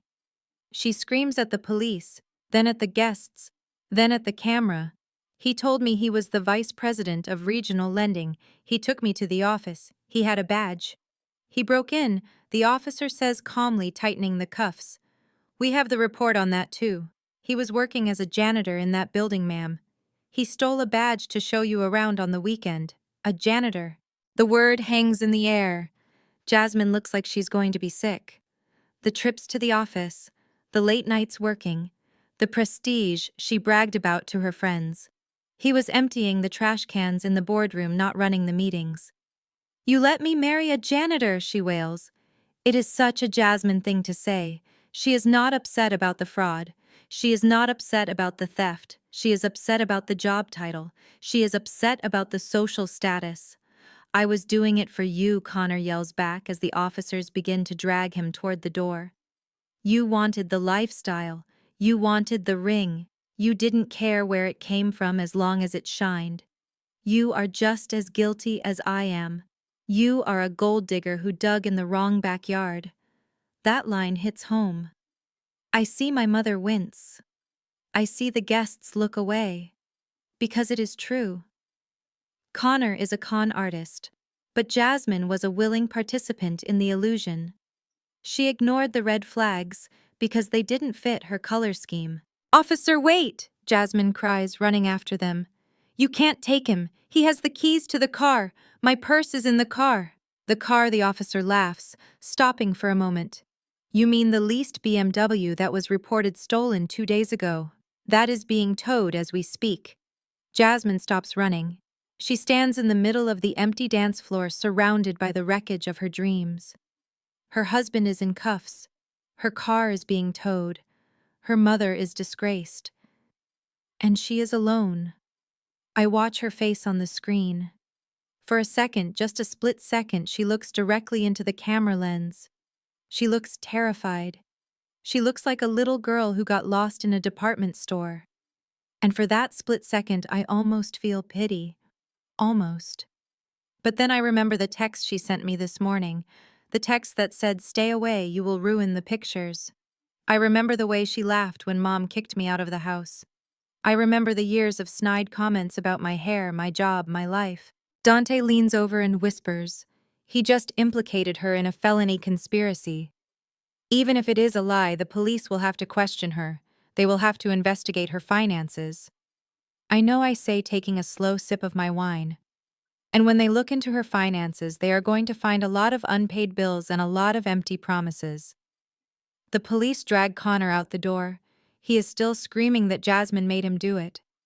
The sound of his voice fades, leaving only the sound of the venue manager clearing his throat. "I need everyone out," the manager says. "The police have cleared the building. This is a crime scene now." Jasmine looks around. Her friends are gone. Her husband is gone. Her car is gone. She looks at our mother, who is sitting on a chair, staring blankly at the wall. "Mom," Jasmine whispers. "What do we do?" My mother doesn't answer. She is broken. I reach for the iPad. It is time, I say to Dante. Time for what he asks. Time to introduce the landlord, I say. They think hitting rock bottom is when your husband gets arrested. They are about to find out that rock bottom has a basement. And I own the basement too. I tap the FaceTime icon on the screen. The connection rings. On the giant projection screen in the wedding hall, the black void is about to be replaced by my face, backlit by the glorious Caribbean sunset. Let's see if they recognize the new owner, I say. And let's see if Jasmine still thinks I am too dark to be part of the wedding. Because right now, I am the only one with a light. The red taillights of the police cruisers fade into the distance, taking the groom and the last shreds of dignity the Patton family had left. The silence that settles over the conservatory is heavy and thick like a wool blanket soaked in water. My sister Jasmine is kneeling on the floor amidst the ruin of her wedding cake. The white frosting is smeared across the expensive hardwood like a crime scene chalk outline. She is not crying anymore. She has passed the point of tears and entered a state of catatonic shock. My mother is sitting on a folding chair staring at her hands as if she has never seen them before. The venue manager, Mr. Henderson, checks his watch.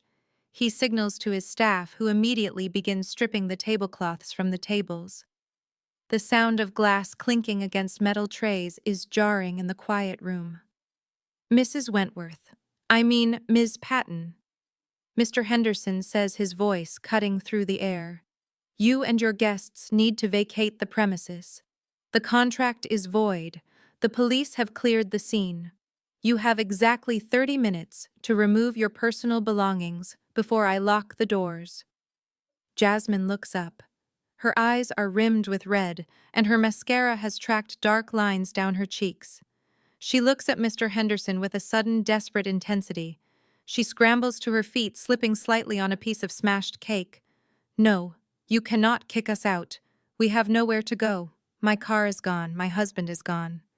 Mr. Henderson does not blink. That is not my problem, ma'am. You are trespassing. Please. Jasmine rushes forward, grabbing his arm. Her desperation makes her strong.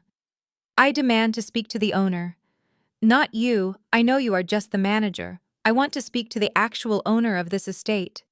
Mr. Henderson raises an eyebrow. He looks at me on the little screen of his phone, which he is still holding, but Jasmine does not notice. The owner, Mr. Henderson repeats. Yes, the owner. Jasmine insists, breathless. I know how these things work. Rich people understand each other. If I can just explain to the owner that we are victims of fraud, they will understand. They will let us stay. I will do anything. I will work it off. I will promote this venue on my social media for free for a year. Just get the owner on the phone. Please. I watch this pathetic display from the comfort of my sun lounger. It is almost Shakespearean. The girl who spent her whole life looking down on service workers is now begging to speak to the manager's boss, thinking she can charm her way out of eviction. She assumes the owner is some benevolent billionaire who will take pity on a pretty girl in a white dress. Mr. Henderson looks at the camera lens of his phone and gives a tiny, almost imperceptible nod. As you wish, Mr. Henderson says calmly. The owner has actually been monitoring the situation very closely. In fact, the owner requested to speak with you directly regarding the damages. Jasmine exhales a shuddering breath of relief. She smooths her hair back and tries to wipe the cake frosting from her skirt.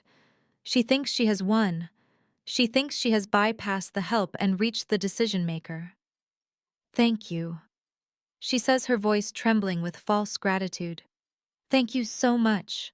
Put them on speaker. Mr. Henderson shakes his head. Oh no. The owner deserves better than a speakerphone. We will use the main screen. He gestures to the tech booth. A technician who looks like he wants to be anywhere else on Earth taps a few keys on a laptop. The massive projection screen behind the head table, the same screen that just delivered the devastating message from Eleanor Wentworth, flickers to life once more. At first there is just static. Then the connection stabilizes. The image that fills the 20-foot screen is high definition and crystal clear. It shows a backdrop of endless turquoise water and a sky painted with the vibrant oranges and purples of a Caribbean sunset. In the foreground, sitting on a plush white sofa with a glass of red wine in hand, is a woman wearing a white linen suit that costs more than Jasmine's entire wedding budget. The woman is calm. The woman is smiling. The woman is me. The air leaves the room. It happens all at once. I see my mother's head snap up so fast, I am surprised she does not get whiplash. I see Jasmine's jaw drop unhinged. I see my father stand up slowly, his hand covering his mouth. For 10 seconds, nobody breathes. They are staring at the screen, trying to process the cognitive dissonance. They are seeing Serena the scapegoat, Serena the data entry clerk, Serena the failure. but they are seeing her framed by wealth so immense it looks like a movie set. I take a slow, deliberate sip of my wine. I let them look. I let them take in the details. The teak deck, the gold-rimmed sunglasses on the table, the diamond studs in my ears. "Hello, Jasmine," I say, my voice amplified by the concert-grade speakers. Jasmine takes a step back, as if the sound of my voice physically pushed her. "Serena," she whispers, "what are you doing? Why are you on the screen? Did you hack the system?" I laugh. It is a light, airy sound that echoes off the glass walls. Hack the system. Oh, Jasmine, you always did have a wild imagination. No, I did not hack anything. You asked to speak to the owner. You begged Mr. Henderson to let you plead your case to the person who holds the deed to this property.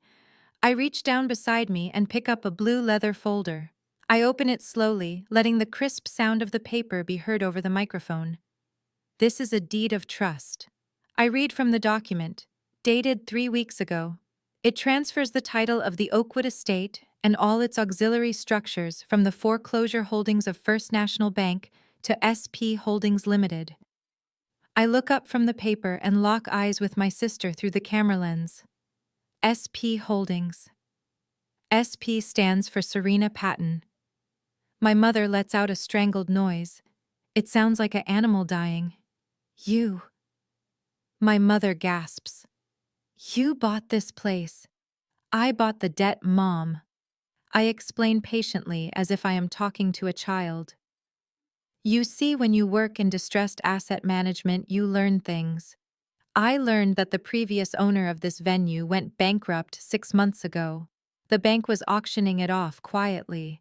Nobody wanted it because it needed too many repairs, but I saw potential.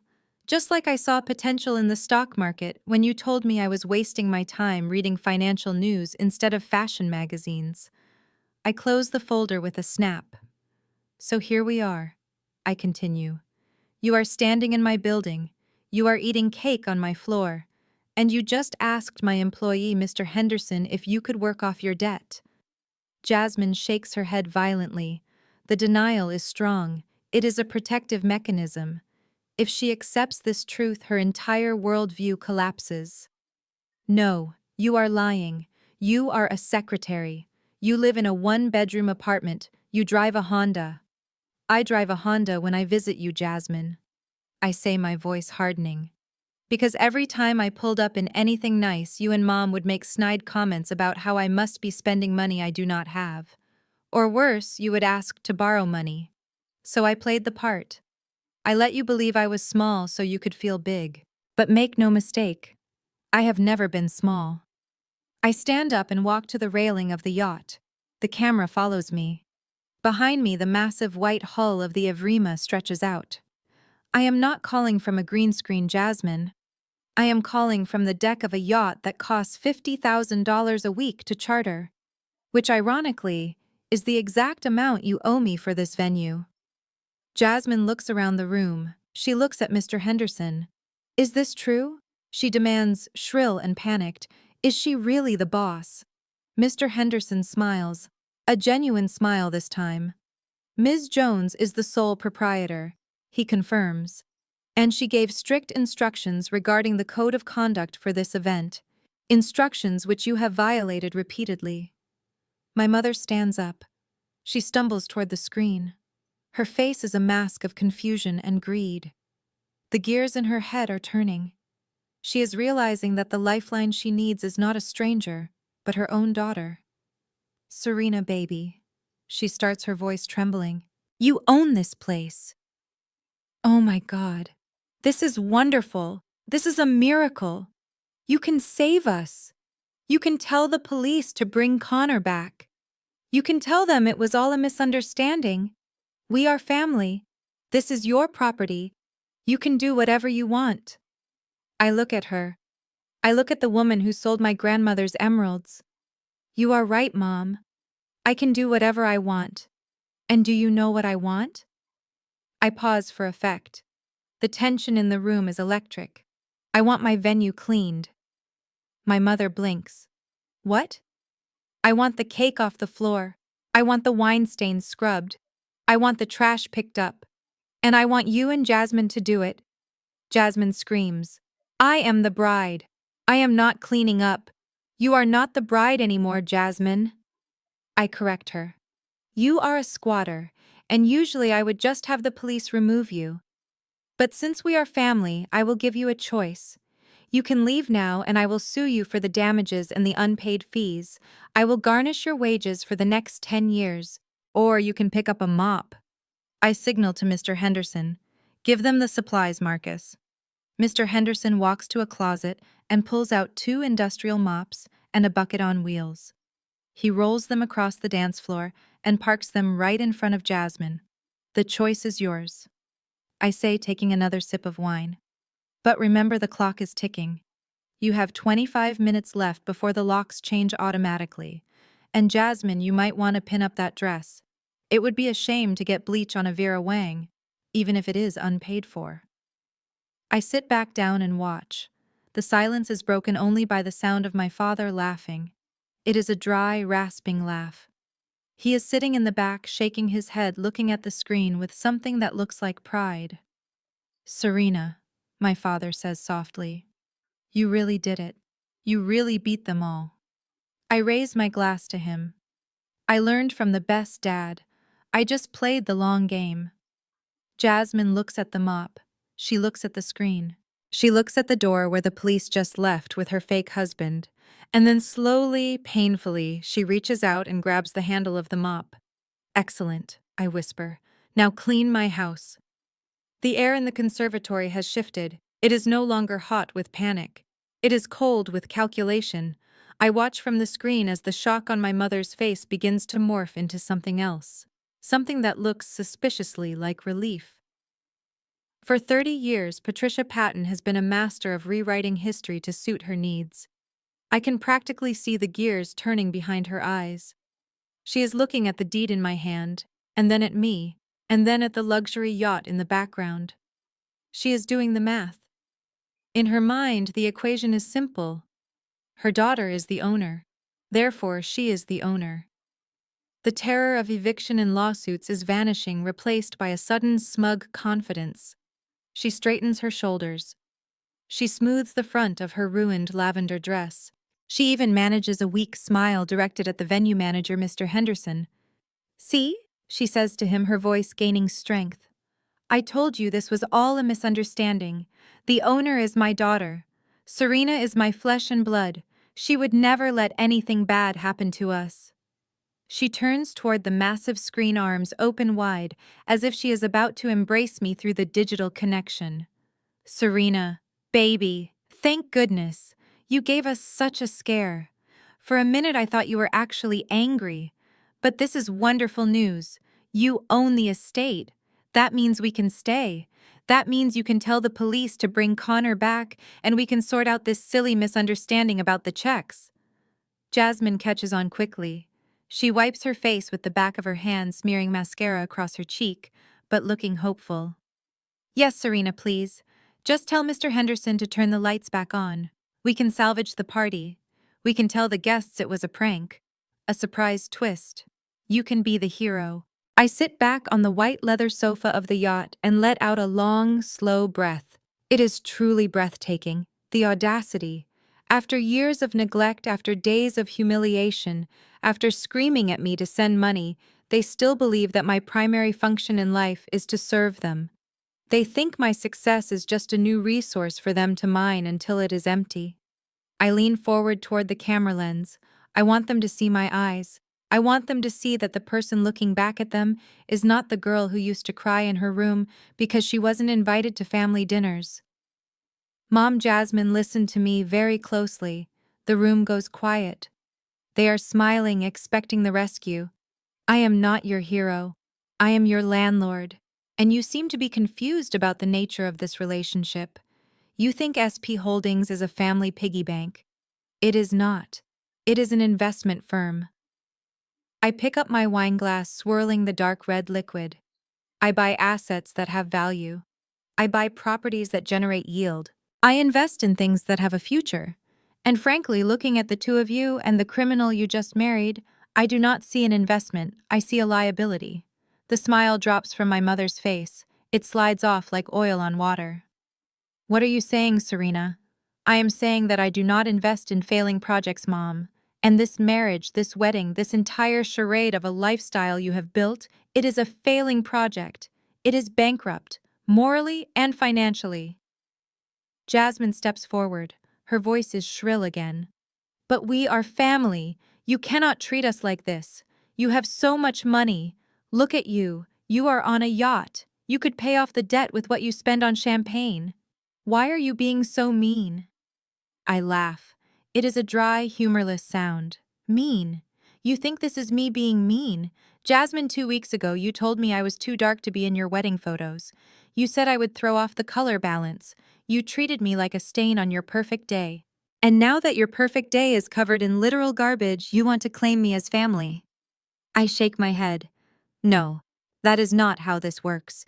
In the real world, access is earned, and you have spent a lifetime burning the bridge you are now trying to cross. Mr. Henderson steps into the frame.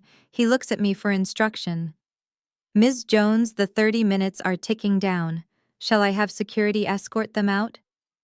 I look at the mess on the floor. The smashed cake is melting into the hardwood. There are puddles of red wine soaking into the expensive rugs. Broken glass glitters under the emergency lights. It is thousands of dollars in damage. If they leave now, Marcus, I will have to file a claim against them for destruction of property. And since we already established that they have no money, that means I will have to garnish their wages. I look at Jasmine. I will take 30% of every paycheck you earn for the next 10 years, Jasmine. I will put a lien on any future assets. I will make sure that every time you try to buy a car or rent an apartment, my name comes up on your credit report as the woman who owns you. Jasmine gasps. She looks terrified. For a girl who loves to spend, the idea of wage garnishment is a fate worse than death. Or, I say softly, offering the alternative. You can avoid the lawsuit. How? Jasmine asks, breathless. I will do anything. I point to the bucket and mop that Mr. Henderson brought out earlier. Clean it up. Jasmine stares at the bucket. It is a bright yellow industrial bucket with a gray ringer. It is the kind of object she has probably never touched in her life. You want me to clean, in my wedding dress. I want my property returned to the condition it was in before you and your fraud of a husband destroyed it. I want every crumb of cake off that floor. I want every shard of glass swept up. And I want the wine scrubbed out of the grout. But I am the bride, she whispers. You are not a bride, Jasmine. You are a woman in a dirty dress, standing in a room she cannot afford. And right now, you have a choice. You can leave with your pride and a lawsuit that will follow you for a decade, or you can pick up that mop and pay your debt with sweat equity. I pause, letting the reality sink in. And Jasmine. The cameras are still rolling. The live stream is still up. If you want to show the world you are a victim, go ahead and walk out. But if you want to show them you have even an ounce of dignity, you will clean up your own mess. My mother turns to the screen, her face purple with rage. You cannot make her do this, Serena. It is humiliating. I look at my mother. You stood on a chair and lied about a helicopter, Mom. We are way past humiliating. This is about accountability, something neither of you has ever practiced. I check my watch. You have 20 minutes left.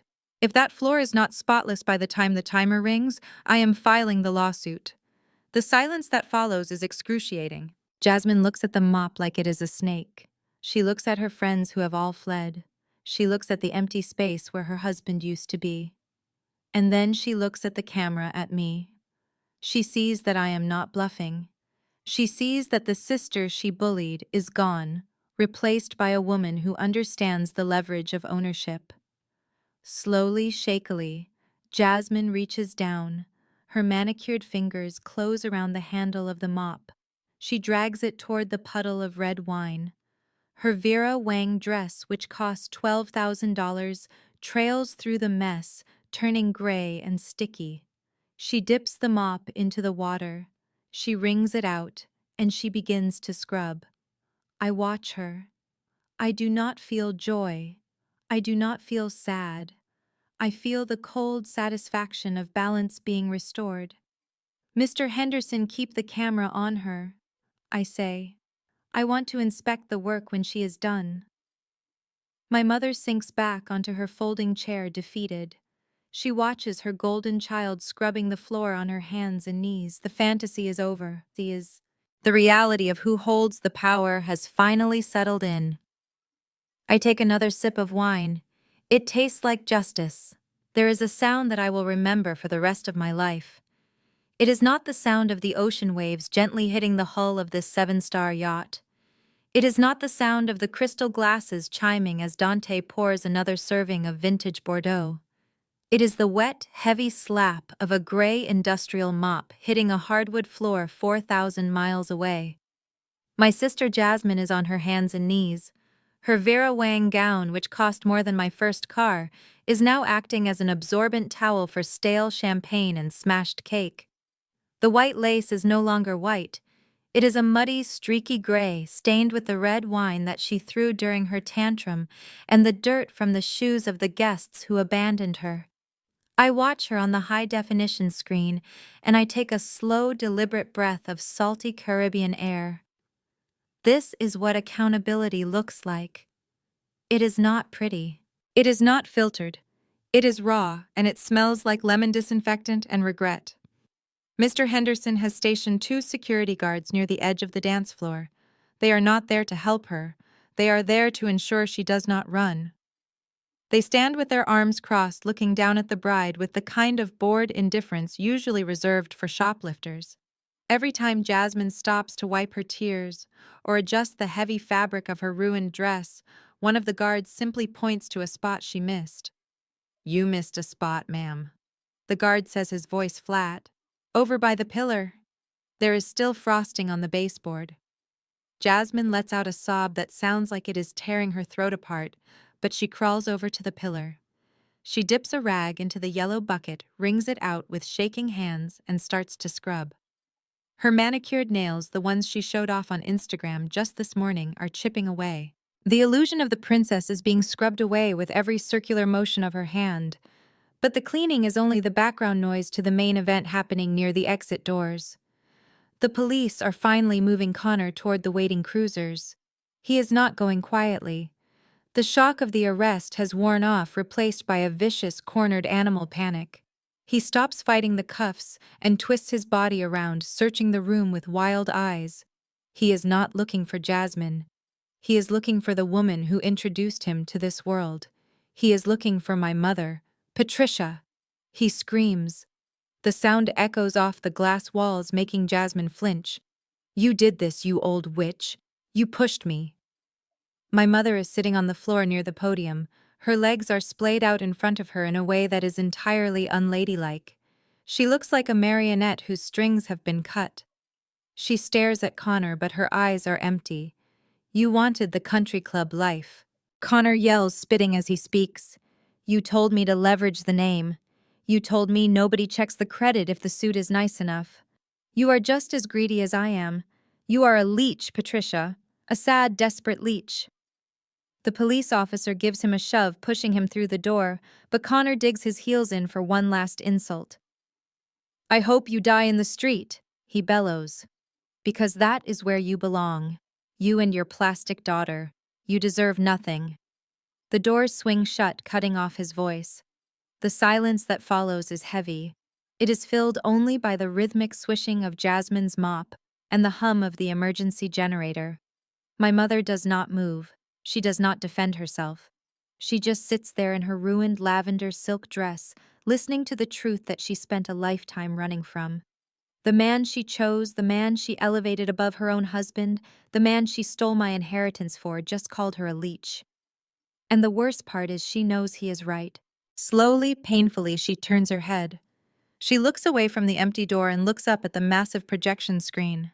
She sees me. I am sitting on the white leather sofa of the Evrima. The golden hour light is hitting my face, making my skin glow. Dante is sitting beside me, looking relaxed and powerful in his linen shirt. He hands me a glass of wine, and I take it, my movements graceful and unhurried. Our eyes meet through the camera lens. I can see the realization washing over her face. It is a physical transformation. Her jaw goes slack. Her eyes widen. She is looking at the deck of the yacht. She is looking at the jewelry I am wearing. She is looking at the man beside me, who looks at me with genuine respect and love. She realizes in this moment that she bet on the wrong horse. She spent 30 years grooming Jasmine to be the savior of the family. She spent 30 years pushing me into the shadows, treating me like a worker bee whose only purpose was to support the queen. She thought beauty and light skin were the currency of the world, but she was wrong. Ownership is the currency of the world, and I own the building she is sitting in. I raise my glass slightly in a mock toast. She flinches. She actually flinches, as if I threw the wine at her. She sees the lifestyle she chased her entire life. She sees the luxury she debased herself for, and she sees that it belongs to the daughter she threw away. On the floor, Jasmine pauses. Her arms are tired. She looks up at our mother, hoping for help, hoping that Mom will stand up and say that is enough, or come take the mop from her hands. "Mom," Jasmine whispers, "my hands hurt. Please help me." My mother looks down at her golden child. She looks at the streaked makeup, the messy hair, the gray dress. For the first time, she does not see a princess. She sees a liability. She sees a failed investment. My mother does not move. She does not offer to help. She simply turns her head back to the screen, staring at me with a hunger that is terrifying. She is wondering if it is too late. She is wondering if she can talk her way back into my good graces. She is wondering if she can swap daughters. I see the calculation in her eyes, and I feel a cold shudder slam down over my heart. "Mr. Henderson," I say, my voice cutting through the room. "Yes, Ms. Jones, how is the progress on the floor?" He looks at Jasmine, who is trembling with exhaustion. She has cleared the main dining area, Ms. Jones, but the entryway is still covered in debris, and she has not touched the restrooms yet. "The restrooms," Jasmine gasps. "You want me to clean the toilets? I want the venue returned to its original state," I say calmly. "And I believe the contract states that the facility must be left broom clean. That includes the restrooms. Unless, of course, you have $5,000 for the cleaning fee in your pocket right now." Jasmine checks her pockets. They are empty. Her phone is gone. Her husband is gone. "I didn't think so," I say. "Keep scrubbing, Jasmine. You missed a spot near your foot." She lets out a wail of despair, but she dips the rag back into the bucket. She crawls toward the entryway, dragging the heavy, wet train of her dress behind her, like a prisoner dragging a ball and chain. Dante leans close to me, his voice low, so the microphone does not pick it up. "You are enjoying this, aren't you?" I look at the screen. I look at the mother who sold my grandmother's emeralds. I look at the sister who laughed when I was homeless. "I am not enjoying their pain, Dante," I say, taking a sip of the rich, dark wine. "I am enjoying the balance. For 30 years, I cleaned up their emotional messes. I cleaned up their financial mistakes. I cleaned up their secrets. Today, they are simply learning how to hold the mop themselves." On the screen, Jasmine reaches the spot where the cake fell. She has to use her fingernails to scrape the dried frosting off the wood. She is crying silently now, the fight completely drained out of her. My mother watches her, and I watch my mother. We are caught in a triangle of regret and retribution. 10 minutes left. I announce, "Pick up the pace, ladies. I have a dinner reservation on the island, and I want to close this file before my appetizer arrives." Jasmine scrubs faster. My mother puts her head in her hands. And on the deck of the yacht, the sun finally slips below the horizon, plunging the world into a beautiful, expensive darkness. The blue lights of the police cruisers are painting the walls of the conservatory in rhythmic pulses of sapphire and shadow. The officers are halfway out the door, dragging a screaming Connor toward his fate. My mother is sobbing into her hands. Jasmine is wringing out a mop into a bucket of gray water. The party is over. The guests are gone. The fantasy has been dismantled brick by brick, but there is one loose end. One piece of business that needs to be settled before I sever the connection for good. Officer, wait! My voice booms through the speakers, stopping the procession in its tracks. The lead officer turns around, looking at the massive screen with confusion. Connor, who is currently trying to deadweight his way out of the arrest, looks up. His eyes are darting around like a trapped rodent. He knows. He knows exactly what I'm about to say. Officer, before you put him in the car, I suggest you check the inside pocket of his jacket. The left one. Connor starts to thrash. No, you do not have the right. This is a legal search and seizure. I want a lawyer. The officer looks at me, then back at Connor.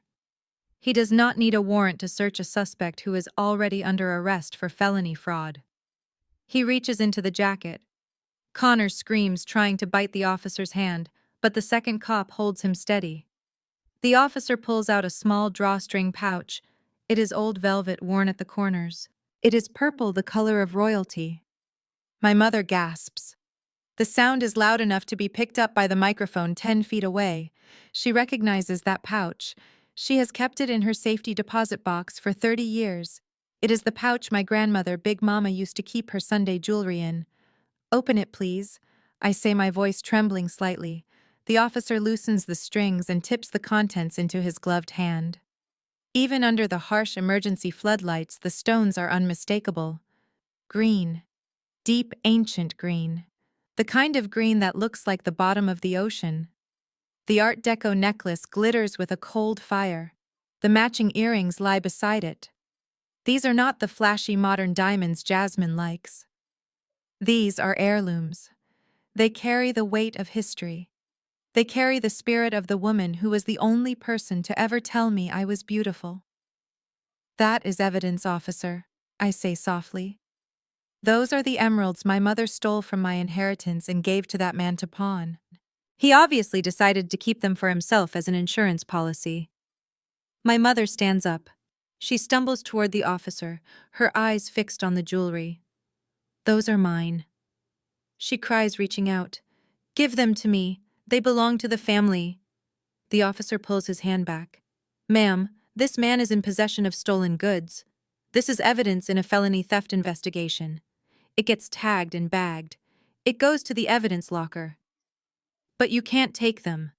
My mother wails. That is all I have left. I sold the house. I sold the car. That necklace is worth $50,000. I watch her from the screen. She is not crying because she misses her mother's jewelry. She is crying because she just watched her last lifeline disappear into an evidence bag. She does not see memories. She sees a pawn ticket. Dante picks up his phone. He dials a number and puts it on speaker so I can hear. Chief Miller, it is Dante. Yes, I am watching the live stream. The officer on scene has secured the assets. Yes, the emeralds. I am filing the motion for immediate return of property tomorrow morning. Thank you, Chief. Make sure they are sealed. Dante hangs up and looks at the camera. The necklace is safe, Serena. It will be back in your hands in 48 hours. I look at my mother. She is staring at the empty velvet pouch on the floor. She looks old. The hate that fueled her for decades has burned out, leaving nothing but a hollow shell. Mom, I say. She looks up at the screen. Her face is streaked with tears and makeup. She looks like a tragic painting. You sold Big Mama's legacy, I say. You took the only thing she left me, and you traded it for a rental suit and a fake reputation. You wanted to buy honor, Mom. You wanted to buy status. But you forgot one thing. What? She whispers. Status is rented, legacy is owned, and you just lost the lease on both. I signal to Mr. Henderson. Cut the feed, Marcus. Wait. My mother screams, stepping forward. Serena, wait. What are we supposed to do? Where do we go? The house is gone. The money is gone. Please don't leave us here. I look at her one last time. I look at Jasmine still holding the mop. I look at the wreckage of the wedding that was supposed to prove they were better than me. You figure it out, Mom. I say, repeating the words she said to me 10 years ago. Hardship builds character. And looking at you two, I think you have a lot of building to do. I press the button. The screen goes black. The connection is severed. The window into their misery is closed, leaving me in the silence of the Caribbean night. Dante reaches over and takes the empty wine glass from my hand. He pulls me into his arms. I rest my head on his shoulder, and for the first time in 30 years, I finally let myself cry. Not tears of sadness, but tears of release. The weight is gone. The emeralds are coming home. And I am finally free. 6 months have passed since the disaster at the conservatory. Time is a funny thing. When you are suffering, it moves like molasses. But when you are healing, it moves like a river, cleaning out the debris and leaving fresh soil behind. I am standing on the balcony of the Oakwood estate. The morning sun is hitting the trees, casting long, dappled shadows across the manicured lawn. The air smells of jasmine and fresh-cut grass. It is quiet here, peaceful. It is hard to believe that this is the same place where my sister screamed at a chef and my mother tried to tackle a con artist. We gutted the conservatory. We tore out the floors that were stained with cake and bad memories. We replaced the glass. We sage-smudged every corner to clear out the energy of desperation. Now it is just a house, a beautiful historic house that I own free and clear. I pick up the local newspaper from the patio table. I don't usually read the classifieds, but today I am looking for something specific. I turn to the real estate section. There it is, a small listing at the bottom of page 4. Bank-owned foreclosure. 3-bedroom colonial on Peachtree Lane. Needs work. Sold as is. My childhood home. My mother's fortress. It sold yesterday for a fraction of what she thought it was worth. The bank took it all. The furniture, the art, the pretension. I fold the paper and set it down. I don't feel happy about it. I just feel a sense of completion. The cycle is closed. My phone buzzes. It is a text from an old friend who still lives in town. She sent me a picture. It is a grainy photo taken from a distance inside a department store at the mall. The photo shows a woman in a beige uniform kneeling on the floor fitting a shoe onto a customer's foot. The woman looks tired. Her hair is pulled back in a messy bun. She is not wearing makeup. It is Jasmine. The caption under the photo reads, "Guess who just sold me a pair of discount loafers?" She didn't even recognize me. I look at the picture. Jasmine, the girl who used to mock service workers, is now serving. She is working on commission selling shoes to the very people she used to look down on. I zoom in on her face. She looks humbled. Maybe for the first time in her life she is learning the value of a dollar earned rather than a dollar given. And my mother. The last I heard, she is living in a 1-bedroom apartment near the highway. She works as a receptionist at a dental office.